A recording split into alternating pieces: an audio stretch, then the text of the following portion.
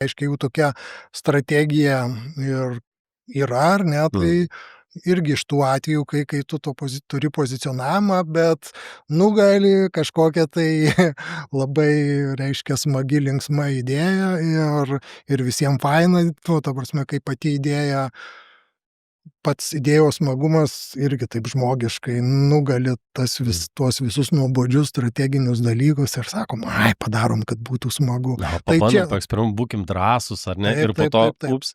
Tai čia dar viena klaida, tai emocijos pervertinimas reklamoje realiai. Vis tiek emocijas sukelt, sutikim, nėra sudėtinga, bet priversti mąstyti žmogų taip, kaip tu nori save pozicionuoti, kad susikalbėtum.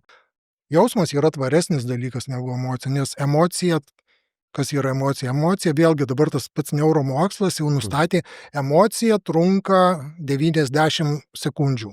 Kitas dalykas, emocijas sukelia vis tiek mintys, ar ne? Tai vis tiek tu turi žmogui pasufleruoti kažkokią mintį, pasufleruoti žinutę, jis turi kažką žiūrėdamas tavo reklamą išmok plačiąja prasme.